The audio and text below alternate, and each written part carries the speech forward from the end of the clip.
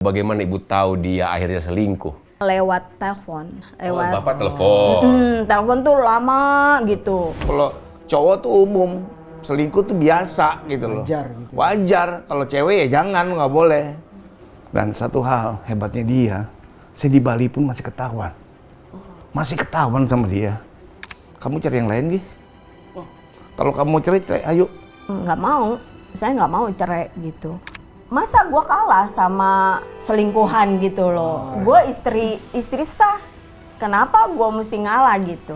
Nah, bapak ini kan berkali-kali menselingkuhi ibu. Nah, Iya. kenapa ibu tetap menerima dia? Ya mungkin karena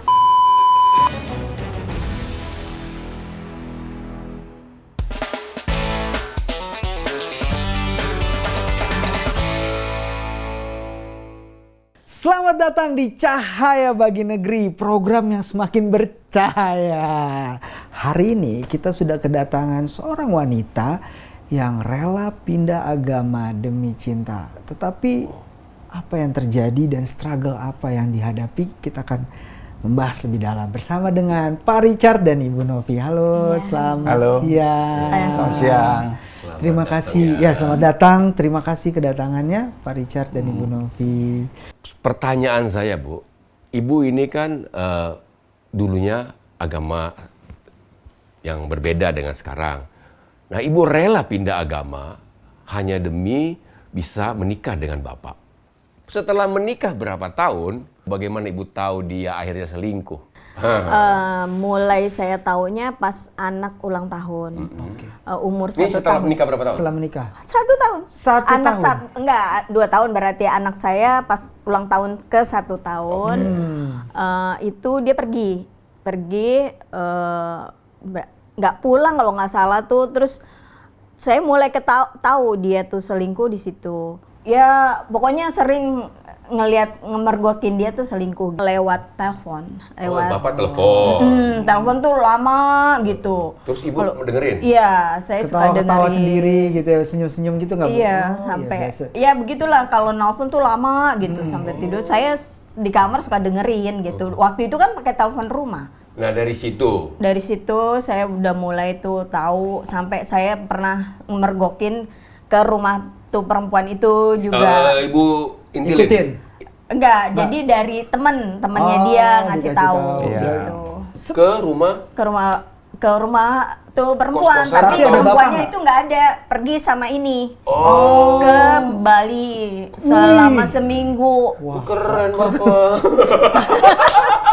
Ke Bali loh. Jadi ketemunya sama orang tuanya. Nah, orang tuanya bilang kalau Richard itu saya taunya belum berkeluarga, intinya gitu. Gimana Bu, pertama kali Ibu tahu Bapak selingkuh itu rasanya gimana? Ya saya sih sebenarnya emang sakit hati, tapi karena waktu seringnya dia selingkuh, maksudnya waktu sebelum nikah pun saya udah tahu gitu kan. Sampai orang tua juga, kamu lagian kan mami bilang dia itu suka selingkuh, suka main perempuan, tapi kamu nekat juga nikah gitu. Ya sama maminya. Sampai orang tua papinya pun nyuruh, ya udah kalau Eki begitu terus nggak usah kalau panggilannya kan Eki di rumah, nggak usah diinin, udah nanti kalau kamu ini nikah aja, kamu nikah lagi aja, nanti papi ya. Gitu? Itu Sampai gimana mertua. Bu? Maksudnya Ibu dalam kondisi seperti itu tuh gimana gitu? Maksudnya rasanya kan Aduh, saya setiap hari nangis. Saya kan dulu saya nggak ada yang yang membimbing gitu loh. Jadi saya sendiri. Jadi ya datang ke Tuhan, nangis gitu. Terus kalau dia pergi pun, terus cewek sana, cewek sini, itu saya tahu. Dia kemana pun saya tahu. Ibu gitu. tuh dari mana? Tuhan kasih tahu. Karunia. lewat apa Bu? Tuh suara, kadang Tuhan kasih penglihatan. Nah, saya nggak tahu kalau itu Tuhan yang kasih tahu gitu loh. Sampai di titik waktu dia ke Bali pun itu Tuhan kasih tahu gitu. Waktu dia pergi ke puncak, dia lagi ke puncak sama si ini. Saya tahu. Nah, Bapak ini kan kalau dari cerita Ibu berkali-kali menselingkuhi Ibu. Nah, Iya. Kenapa ibu tetap menerima dia? Ya mungkin karena anak-anak juga saya dan kalau di Kristen itu saya tahu sekali seumur hidup menikah. Jadi tidak ada perceraian. Itu yang saya pegang. Ibu kan sudah rela berkorban, meninggalkan keyakinan, orang tua marah, terus disia-siakan lah katakan. Berharap dapat kehidupan. Iya, artinya kan nggak setimpal lah dengan pengorbanan ibu. Apa yang ibu rasa pada waktu itu? Apa yang ibu serukan kepada Tuhan dengan semua beban? Saya waktu itu setiap malam gitu saya duduk, saya berdoa. Di Mazmur ayat 4, 5, 6 itu yang saya sering baca. Kan doa pada pagi hari, doa malam, doa dalam pergumulan. Itu yang saya baca. Jadi saya nggak bisa berdoa waktu itu. Maksudnya nggak mengerti kan, nggak begitu mengerti cara berdoa. Akhirnya saya baca itu aja. Nah terus Tuhan selalu kasih kekuatan. Kan saya percaya Tuhan itu mampukan saya gitu. Cuma untuk memperbaiki rumah tangga saya waktu itu nggak yakin gitu. Nggak yakin bisa berubah. kembali normal. Karena sempat ibu berpikir bahwa ini akan berakhir rumah tangga ini? Iya, saya waktu itu sampai kan waktu sering kali berantem gitu kan. Udah rumah tangga udah kayak neraka. Ya jadi karena setiap hari dia pulang selingkuh gitu tuh saya jadi berantem terus saya nangis, terus saya mau coba bunuh diri, ya itu minum obat. Karena udah nggak tahan. Udah nggak tahan. Pak, apa yang dialami ini Bapak tahu? Tahu. Terus gimana Pak perasaan Bapak? Saya kadang-kadang kalau review masa lalu suka sedih. Sorry. Saya kalau ingat istri saya ini berkorban sama saya, aduh. Saya tuh kok kayak begini amat gitu. Hidup saya dulu jahat sekali sama dia. Jadi, ini mohon maaf ya. Silakan Pak. Mohon maaf banget. Jadi, pada saat itu memang saya jauh dari Tuhan. Saya Kristen KTP dan nggak pernah ada hubungan dengan Tuhan. Saya nggak punya gereja, saya nggak punya komunitas. Ya pokoknya jalan hidup dengan prinsip-prinsip dunia aja. Kalau laki nggak apa-apa selingkuh, cewek nggak boleh.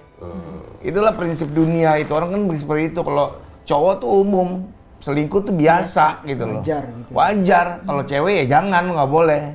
Itu prinsip-prinsip yang saya pakai dulu. Saya nggak ngerti kasih itu sebenarnya seperti apa. Saya nggak tahu. Saya jalanin dengan cara duniawi.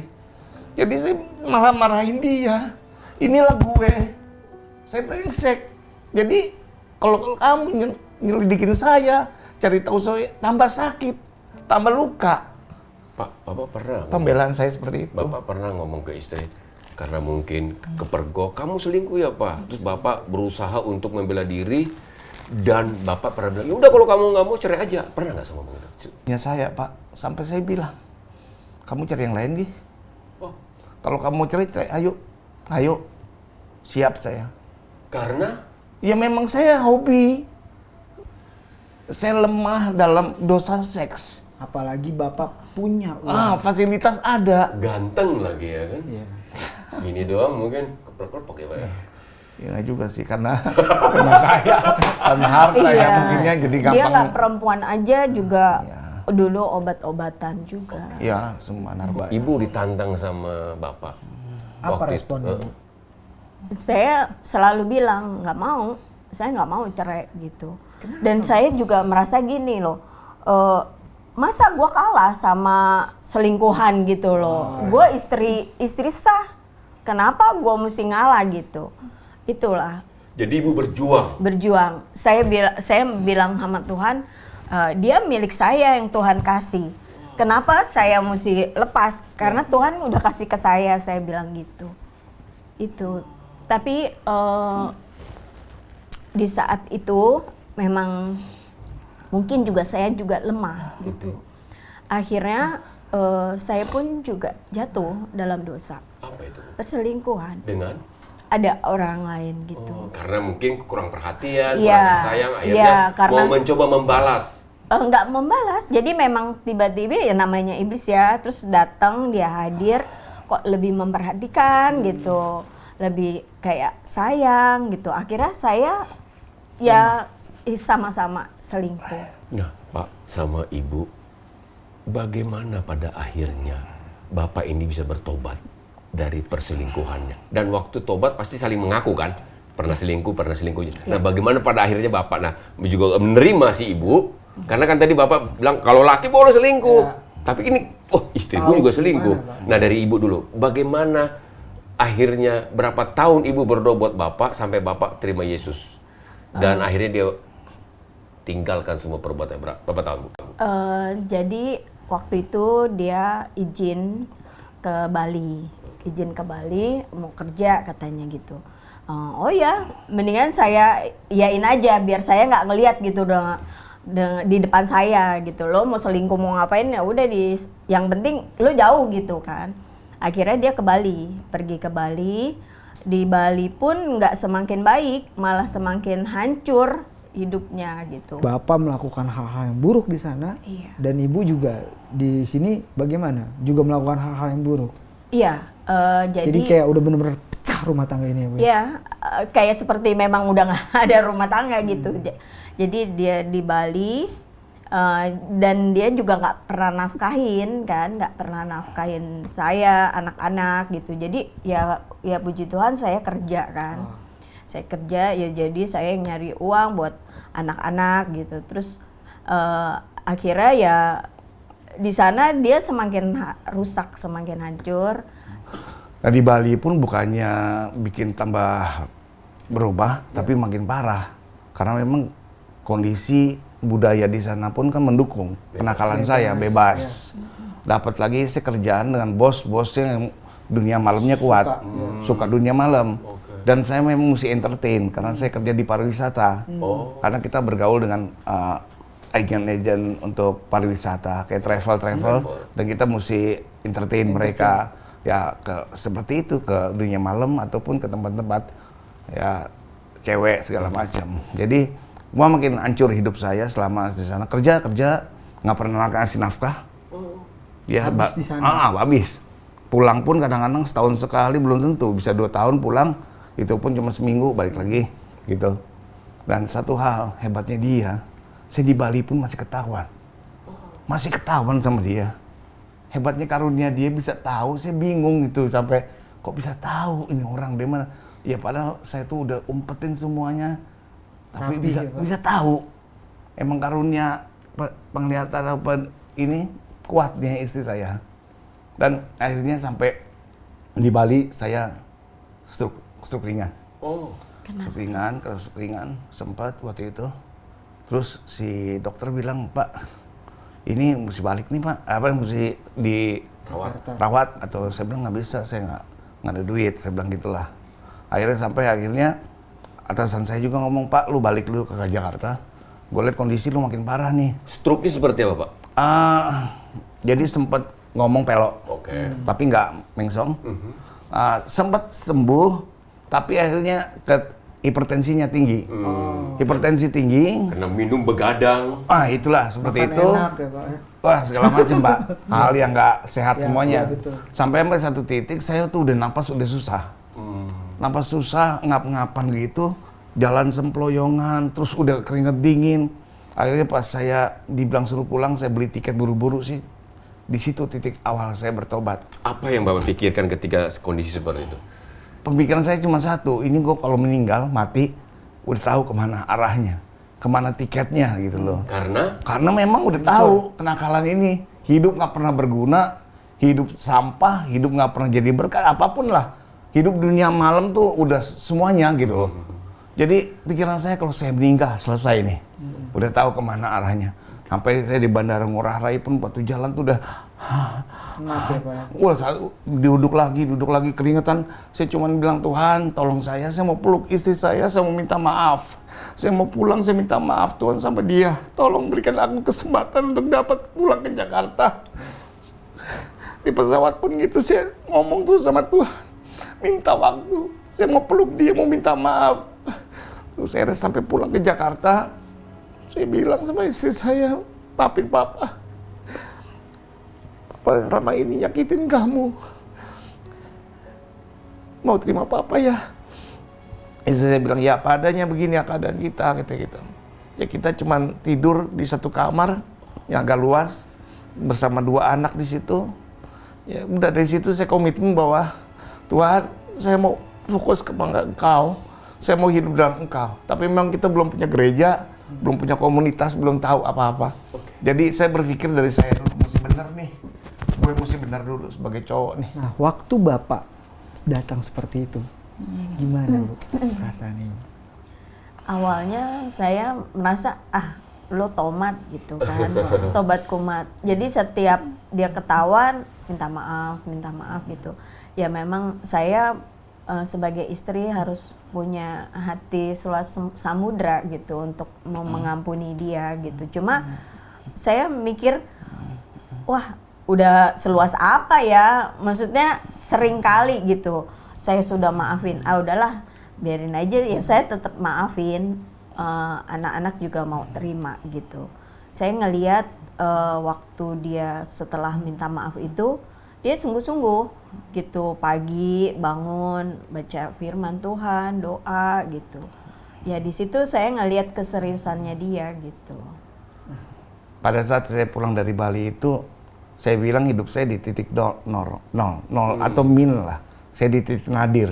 Karena saya waktu itu sakit artinya masih anfal, terus kerjaan nggak punya, utang banyak, rumah tangga berantakan, anak-anak pun belum percaya penuh sama saya. Iya. Umur berapa anak-anak itu? Anak-anak tuh udah ada yang kuliah, si Feli, Vicky, Belum. iya. Masih SMA. SMP, SMA. Yang paling tua itu masih SMA.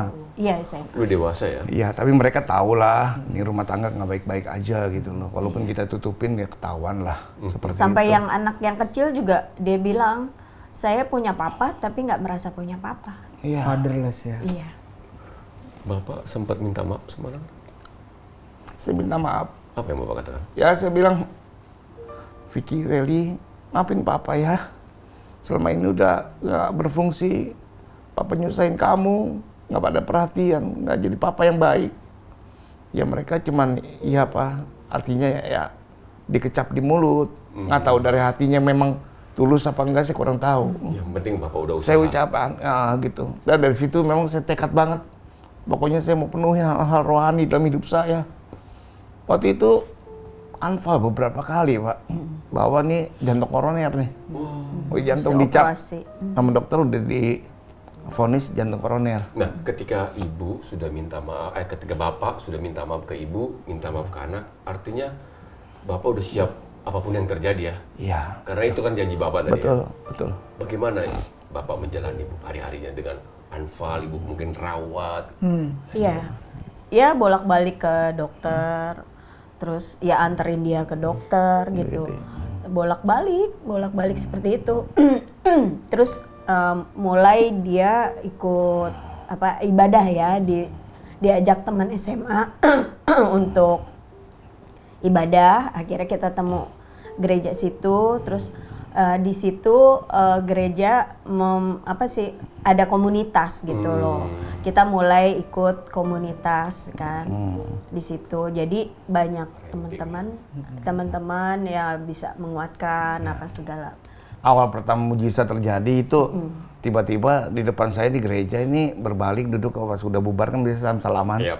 Atau tiba-tiba ibu ini ngomong, Pak, Bapak saya jantung ya? Loh, kok ibu tahu? Gak kenal saya gitu. Ya, saya dapat suara Tuhan dan kasih penglihatan bahwa jantung Bapak sudah ganti jantung yang baru dan hati Bapak akan diganti hati yang baru. Akan banyak mujizat dan Bapak akan dipakai Tuhan. Iya. Wah, pada saat itu saya, masa sih? Karena saya sendiri kan masih baru-baru aja gitu kan, ke gereja. Iya. Tapi ya terkonfirmasi setelah saya sama dokter ditindak kateter. Ternyata pas dimasukin selang ada kamera itu ke dalam, dinyatakan jantung bagus, nggak ada masalah. Wah, mujizat terjadi Waduh, ya? itulah saya waktu itu Mulai pertama di situ, kali. Apa yang Bapak janji Bapak gimana tuh? Komitmen Bapak. Makin kencang Pak di situ. Saya bilang, ayo Tuhan, terima kasih Tuhan. Aku hidup untuk Engkau Tuhan. Wah, luar Saya biasa. untuk Engkau Tuhan sampai akhir hidupku Tuhan. Hidup kedua kali? Iya Pak. betul-betul ngerasain luar biasa. Itu mujizat pertama. Dan dari situ udah nggak pernah anfal. Dari situ nggak pernah lagi namanya jantung udah lemas apa enggak. Enak, smooth. Jalannya hidup enak banget. Kayak seger gitu loh. Jantung Pak. baru ya Pak ya? Iya Pak. Bapak dengan Ibu ini bertumbuh karena punya komunitas ya. Ya. Di komunitas Ibu itulah belajar firman, Ya. kebenaran, mengenal Tuhan, bahkan sampai Tuhan berikan mujizat jantung yang baru. Iya, Banyak, nggak di situ aja.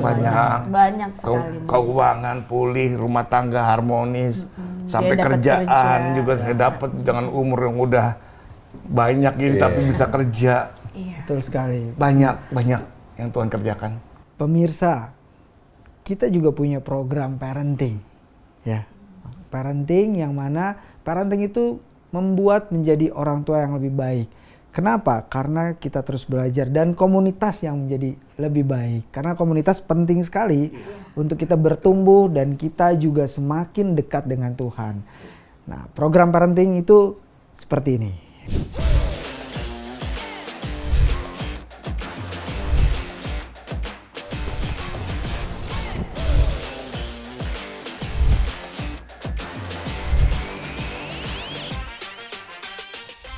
Gereja dan orang-orang percaya harus mempunyai cara untuk mendidik anak-anak di jalan Tuhan.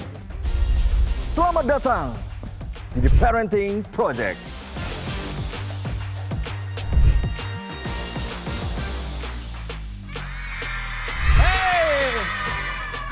Let's go! Mana ada tempat barbecue samping sini? For me, with mama ya? me.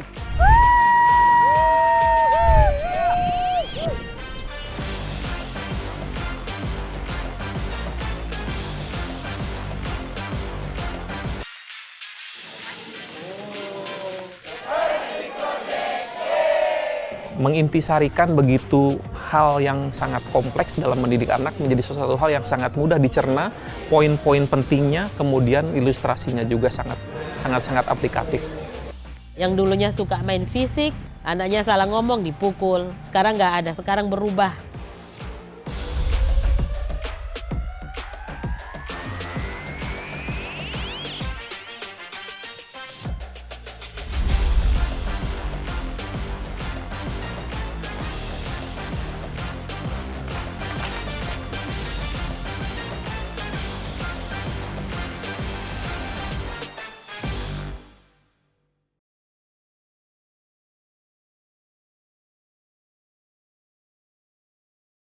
Ya, melihat bagaimana Bapak Ibu ini pulih karena komunitas. Jika penonton saat ini mungkin ya ingin mendapatkan komunitas atau gerejanya ingin juga mendapatkan modul-modul parenting yang super dahsyat, Bisa boleh daftar daftarkan di bawah ini gerejanya. untuk mendapatkan pelajaran bagaimana kita menjadi ayah yang baik, Ya. ibu yang baik, Ya. dan bagaimana pernikahan itu akan menjadi bertumbuh. Kita ada Ya. program itu Pak, luar biasa Pak. Luar biasa. Iya. Nah, boleh nggak Bapak Ibu lihat?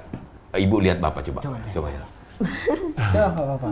Bagaimana Tuhan tuh menciptakan ibu hanya untuk Bapak dan dia luar biasa menerima kesusahan Bapak. Apa yang Bapak mau katakan kepada Ibu? Luar biasa.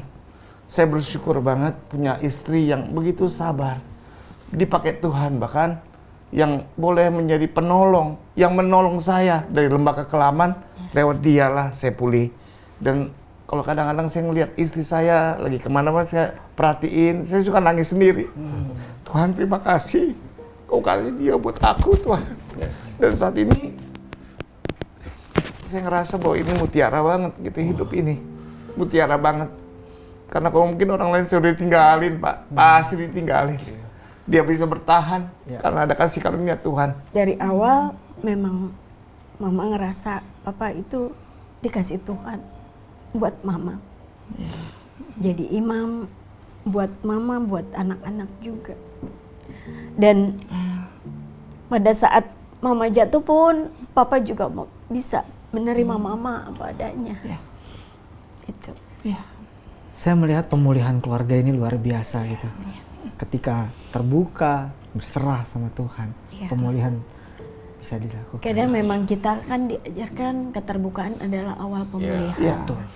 Jadi waktu saya pun selingkuh, saya juga ngomong ke dia, "Pa, Mama mau ngomong," gitu. Terus jadi Mama tuh udah selingkuh dan udah melakukan gitu kan.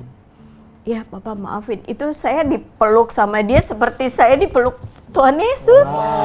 Itu luar biasa, dia mau memaafkan gitu, mau terima. Biasanya kan di mana-mana namanya istri kalau selingkuh tuh nggak ada ampun gitu kan. Saya bilang ya udah yuk kita mulai dari nol berdua ya. Wah, Lembaran baru dibuka. Ya. keren Bapak, keren Ibu, luar biasa, banyak pelajaran yang kita bisa dapat. Nah, apa yang membuat Bapak Ibu ini bisa utuh kembali? Tentunya kebenaran firman Tuhan. Amin. Ada Yesus yang Amin. memulihkan kan, membuka hati ya. Yes. Pria adalah imam, di mana kepala pria adalah Yesus, kepala wanita adalah suami. Jadi sumber rumah tangga adalah suami.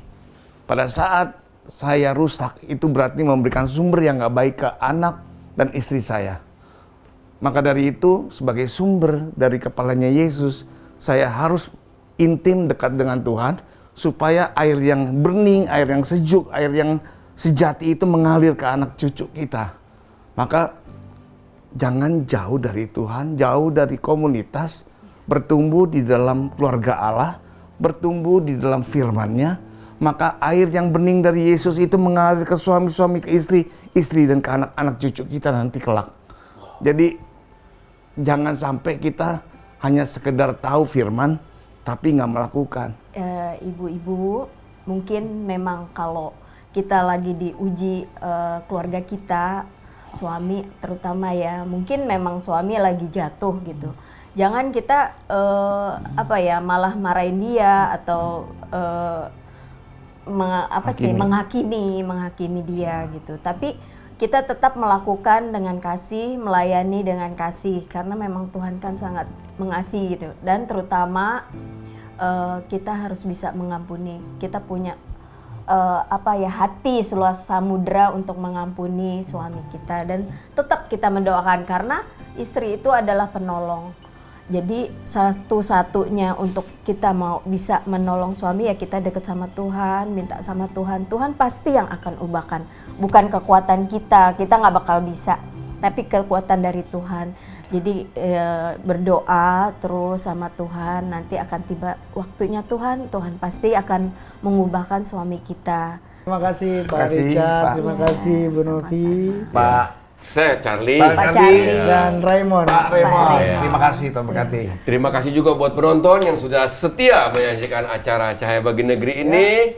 Dan kami percaya apa yang Anda saksikan akan menjadi berkat buat kehidupan Anda. Kami akan pamit undur. Saya Charlie. Saya Raymondski. Saya Richard. Saya Novi. Sampai jumpa. Tuhan Yesus memberkati. God bless.